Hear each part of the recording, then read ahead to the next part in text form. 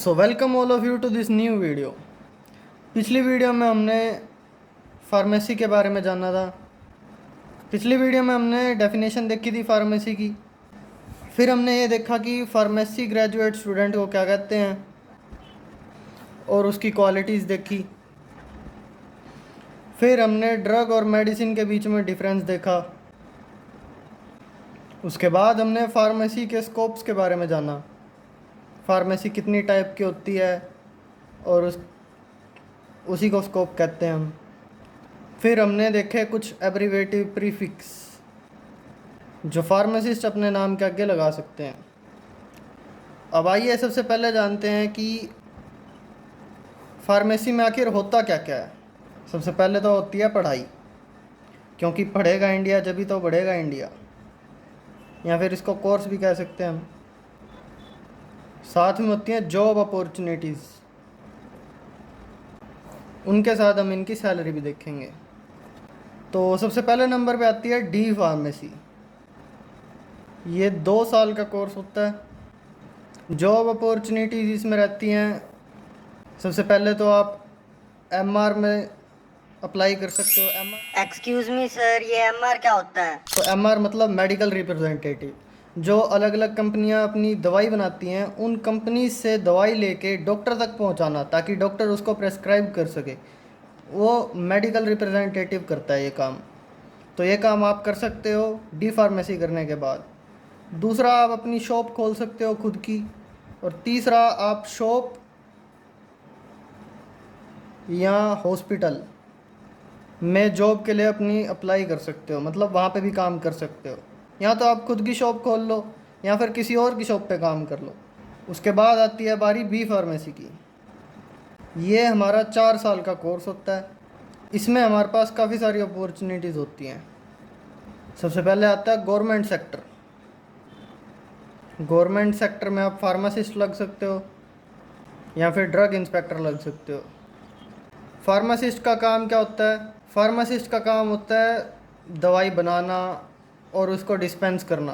तो हॉस्पिटल्स में आप लग सकते हो। अगर आप सेंट्रल गवर्नमेंट के किसी हॉस्पिटल में लगो तो उसकी सैलरी होती है 45 से 60 हज़ार कुछ पर मंथ। लेकिन अगर आप किसी के रेफरेंस से लगे हो या फिर स्टेट गवर्नमेंट के अंडर किसी हॉस्पिटल में लगे हो, वहाँ पे आपको सैलरी मिलेगी 12,000 पर मंथ। ड्रग इंस्पेक्टर की अगर बात की जाए तो ड्रग इंस्पेक्टर का काम होता है इंस्पेक्शन करना, मतलब इंडस्ट्रीज़ में जो मेडिसिन बन रही हैं उनकी क्या क्वालिटी है, उनके साइड इफ़ेक्ट्स कितने हैं, अगर उनमें कोई इम्प्योरिटी है तो उनकी इम्प्योरिटी चेक करना, उनकी प्योरिटी क्वालिटी स्टैंडर्ड को मेंटेन कर रही है वो चीज़ या फिर नहीं कर रही है, सब कुछ चेक करना।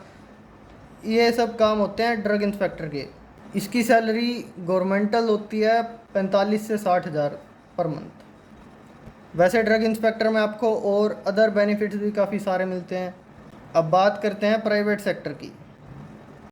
प्राइवेट सेक्टर में आप प्रोडक्शन में लग सकते हो या क्वालिटी कंट्रोल में जा सकते हो। सर, ये प्रोडक्शन और क्वालिटी कंट्रोल के बारे में बताना थोड़ा सा। प्रोडक्शन मतलब मैन्युफैक्चरिंग यूनिट में जाना, मतलब जैसे मेडिसिन बन रही है और उसकी पैकेजिंग हो रही है, उस साइड में, उस फील्ड में होता है प्रोडक्शन का काम। और क्वालिटी कंट्रोल क्या होता है? जो मेडिसिन बनी है उसके काफ़ी सारे टेस्ट होते हैं ताकि वो गवर्नमेंटल रिलीज जो स्टैंडर्ड्स होते हैं, क्वालिटी स्टैंडर्ड, उनके हिसाब से हैं या नहीं। मतलब जो गवर्नमेंट ने क्वालिटी स्टैंडर्ड्स दिए हैं उसके हिसाब से आपकी मेडिसिन बनी है या नहीं, ये क्वालिटी कंट्रोल में आ जाता है। फिर मेडिकल रिप्रेजेंटेटिव भी बन सकते हो आप कंपनी में। ये प्राइवेट सेक्टर में आती है जॉब। बी फार्मेसी वाले भी कर सकते हैं इसको। फिर आता है medical under writing. Medical under writing की स्टार्टिंग सैलरी होती है 10,000 पर मंथ। ये इंक्रीज़ हो सकती है अप टू 40,000। एक्सपीरियंस के हिसाब से सैलरी बढ़ सकती है, लेकिन स्टार्टिंग में आपको 10,000 ही मिलेगी। अब अरे भैया, इकरा के एक्सप्लेन कौन करी? भैया नहीं सर जी, sorry sir, please explain medical underwriting. तमीज से रहा करो इस चैनल पर। अब मेडिकल अंडर राइटिंग का काम क्या होता है? अगर कोई मेडिकल प्रैक्टिशनर या फिर मेडिकल फिजिशियन अपने किसी मेडिकल डॉक्यूमेंट को वॉइस के थ्रू भेजता है तो उसको रिटन फॉर्म में कन्वर्ट करने को कहते हैं मेडिकल अंडर राइटिंग। तो रिकॉर्डेड वॉइस को सुनना और उसको लिखना, या फिर लिखी हुई को रिकॉर्ड करके बोलना, ये सब काम आ जाते हैं इसमें। इसका दूसरा नाम आप मेडिकल ट्रांसक्रिप्शन भी कह सकते हो। अब बात करते हैं सेल्फ एम्प्लॉयमेंट की। पहला तो आप शॉप खोल सकते हो अपनी खुद की, दूसरा काम आप होलसेलर का कर सकते हो, और आप अपनी खुद की कंपनी खोल सकते हो। सर ये इस पार्ट में आपने सैलरी तो बताई नहीं। इसमें हम सैलरी इसलिए नहीं बता रहे क्योंकि शॉप पे डिपेंडेंट रहता है आप कितना टाइम काम करते हो और कौन सी लोकेशन पे आपकी शॉप है, उस हिसाब से आपकी अर्निंग होगी। होलसेलर में भी सेम चीज़ है और फार्मास्यूटिकल कंपनी में भी सेम चीज़ है। आपकी मेहनत और लगन पे डिपेंड करता है कि आपकी कमाई कितनी होगी। यही सेम कोर्सेज आयुर्वेदा में भी होते हैं। मेडिसिन 3 टाइप की होती हैं, एलोपैथिक, होम्योपैथिक और आयुर्वेदिक। अगर आपको स्पेसिफिकली आयुर्वेदिक मेडिसिन में ही काम करना है तो आप डी फार्म इन आयुर्वेद और बी फार्म इन आयुर्वेदा भी कर सकते हो। तो ये हो गए हमारे 4 कोर्सेज। आगे बढ़ते हैं 5वें नंबर पे। हमारी आती है बी फार्म इन फार्मास्यूटिक्स। 6ठे नंबर पे आती है बी फार्म फार्मास्यूटिकल केमिस्ट्री। 7वें नंबर पे आती है बी फार्म फार्माकोलॉजी। सर ये फार्मेसी में मोस्ट प्रेफर्ड कोर्स कौन सा होता है? सबसे ज़्यादा प्रेफर किया जाने वाला कोर्स होता है बी फार्मेसी, क्योंकि ये इन जनरल सब में आ जाता है। अगर आप बी फार्मेसी इन फार्मास्यूटिक्स करो या फिर सूटिकल केमिस्ट्री या फिर फार्माकोलॉजी, तो इन सब में क्या होता है, इनमें एक लाइन स्पेसिफाई हो जाती है। अब +2 करने के बाद किसी को फार्मेसी के बारे में ज़्यादा अच्छे से नॉलेज नहीं होती, तो किसी भी एक लाइन में जाना, ये बहुत ही रिसर्च करके जाना पड़ता है किसी भी एक लाइन में। अगर आप किसी एक लाइन में चले गए तो आपका काम सिर्फ उसी से रिलेटेड हो जाएगा। जैसे फार्मास्यूटिक्स है, फार्मास्यूटिक्स में क्या होता है, आप ड्रग्स कितने टाइप की होती हैं, कितनी फॉर्म होती है उनकी। सॉलिड फॉर्म होती है जैसे टैबलेट होगी, कोई और कैप्सूल्स हो गए। लिक्विड फॉर्म में भी होती है जैसे सिरप हो गए, लोशंस हो गए। और हमारी मेडिसिन और फॉर्म्स में भी होती है जैसे गैसियस फॉर्म्स में होती है और सेमी सॉलिड फॉर्म में भी होती है। तो कई सारी टाइप्स होती हैं। आप एक ही ड्रग को कई सारी टाइप्स में प्रेजेंट कर सकते हो। तो कौन सी ड्रग को कौन सी टाइप में प्रेजेंट करना बेस्ट रहेगा, और एक ड्रग को अलग अलग फॉर्म्स में कन्वर्ट करना, सॉलिड फॉर्म में, लिक्विड फॉर्म में, तो ये सब आ जाता है फार्मास्यूटिक्स में। अगर आप इन चीज़ों में इंटरेस्टेड हो तो आप बी फार्म इन फार्मास्यूटिक्स कर सकते हो, जो कि मेन इसी पे कंसंट्रेट करेगी। लेकिन बी फार्म इन जनरल क्या करती है, वो सभी चीज़ों को एक साथ लेके चलती है, जिससे आपको सभी चीज़ों की नॉलेज होती है और बाद में आप अपने इंटरेस्ट के हिसाब से पर्टिकुलर फील्ड में आगे बढ़ सकते हो। जैसे एम फार्मेसी कर सकते हो आप उस पर्टिकुलर फील्ड में। करना चाहते हैं जिनको अच्छे से नॉलेज है इस बारे में, वो बी फार्म इन फार्मास्यूटिक्स कर सकते हैं। सूटिकल केमिस्ट्री, कोलॉजी, अपने हिसाब से, अपने इंटरेस्ट के हिसाब से वो कोर्स सिलेक्ट कर सकते हैं। 8th कोर्स है हमारा इंटीग्रेटेड कोर्स। इंटीग्रेटेड कोर्सेज काफ़ी टाइप्स के होते हैं। जैसे अगर आप बी फार्म के साथ एम फार्म कर लो, वैसे इंडिविजुअली बी फार्म 4 इयर्स की होती है और एम फार्म होती है 2 इयर्स की।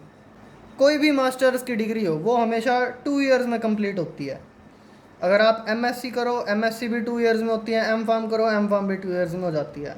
लेकिन अगर आप इन दोनों का इंटीग्रेटेड कोर्स लो तो वो 5 इयर्स का होता है। B Pharm with MBA. MBA का मतलब क्या होता है, मास्टर्स इन बिजनेस एडमिनिस्ट्रेशन। वैसे ये भी 2 ईयर की होती है और ये 4 ईयर की, और इनका इंटीग्रेटेड कोर्स 5 इयर्स का होता है। कई सारे लोग क्या करते हैं, जिनको क्लियर होता है कि उन्होंने बी फार्मेसी के बाद पक्का एम फार्मेसी करनी ही करनी है, तो वो लोग इंटीग्रेटेड कोर्स ले लेते हैं ताकि उनका 1 साल बच जाए, वरना उनको 6 साल लगाने पड़ेंगे उसी कोर्स को करने के लिए। और सेम होता है जिनको एमबीए करनी होती है। अरे सर जी, बी फार्मेसी के साथ एमबीए का कौन फायदा होगा? एमबीए करने से क्या फ़ायदा होता है, वो कंपनीज़ में जाके बड़ी पोस्ट पे लग सकते हैं। जैसे मार्केटिंग और मैनेजमेंट की काफ़ी सारी पोस्ट होती हैं, उनमें हायर लेवल पे बंदा आराम से जा सकता है किसी भी फार्मास्यूटिकल कंपनी में, अगर उसने एम फार्म और एमबीए दोनों कर रखी हैं। ये सर जी आपने सिर्फ 2 कोर्सेज का ड्यूरेशन टाइम बताया, बाकी कोर्सेज में कितना टाइम लगता है? अगर बात की जाए इनके ईयर ड्यूरेशन की, तो ये जो आयुर्वेदिक कोर्स होते हैं, जो पर्टिकुलरली आयुर्वेदिक मेडिसिन पे कंसंट्रेट करते हैं, तो उनमें भी टाइमिंग सेम ही होती है। अगर आप बी फार्म इन आयुर्वेदा करोगे तो वो भी 4 साल की होगी, और अगर आप डी फार्म इन आयुर्वेदा करोगे वो भी 2 ईयर्स की होगी। और अगर आप बी फार्म इन फार्मास्यूटिक्स करो ये सभी 4 ईयर्स की होंगी और ये 5 ईयर्स के होंगे। लेकिन अगर आप इनको इंडिविजुअली करना चाहो तो ये टोटल 6 ईयर्स लेते हैं कंप्लीट होने के लिए। 9th नंबर पे आता है हमारे पास फार्म डी। ये जो फार्म डी है ये एक न्यू कोर्स है, ज़्यादातर लोगों को इसके बारे में नॉलेज नहीं होती है। ये एक 6 ईयर का प्रोग्राम होता है जो कि आप +2 के बाद या फिर डी फार्म करने के बाद आराम से कर सकते हो। अब कुछ लोग डी फार्म और फार्म डी दोनों में कंफ्यूज हो सकते हैं, तो इसका एक बेसिक सा डिफरेंस हम बताते हैं यहाँ पर। सबसे पहला तो ये एक डिप्लोमा कोर्स है और ये एक डॉक्टरेट कोर्स है। इसकी ड्यूरेशन होती है 2 ईयर्स और इसकी ड्यूरेशन होती है 6 ईयर्स। इस कोर्स को करने के बाद आप अपने नाम के आगे DRX लगा सकते हैं या RPS लगा सकते हैं, और इस कोर्स को करने के बाद आप अपने नाम के आगे DR लगा सकते हैं, मतलब डॉक्टर, क्योंकि ये डॉक्टर लेवल का कोर्स होता है। तो आई होप आपको इनके बीच का डिफरेंस समझ में आ गया होगा। अब बात करते हैं डी फार्म की। तो डी फार्म में आपको 5 ईयर्स स्टडी करनी होती है अलग अलग सब्जेक्ट्स के ऊपर, और उसके बाद 1 साल की आपको इंटर्नशिप करनी पड़ती है। अगर इसकी स्कोप्स की बात की जाए तो क्लिनिकल फार्मेसी में आप जा सकते हो। पिछली वीडियो में हमने क्लिनिकल फार्मेसी के बारे में बताया था। बात करते हैं इनके स्कोप्स की। फार्मेसी करने के बाद काफ़ी सारी ब्रांचेस होती हैं, जैसे आप क्लिनिक में लग सकते हो जिसको हम क्लिनिकल फार्मेसी भी कहते हैं। हॉस्पिटल फार्मेसी डायरेक्टर भी आप बन सकते हो, hospital staff pharmacist, medical writer. ये अभी इसी वीडियो में हमने बताया है। मेडिकल राइटर का मतलब होता है मेडिकल डॉक्यूमेंट्स को कन्वर्ट करना, मेडिकल ट्रांसक्रिप्शनर भी कह सकते हो आप। Pharmaceutical adviser, medical safety physician, supply logistic leader, drug safety associate.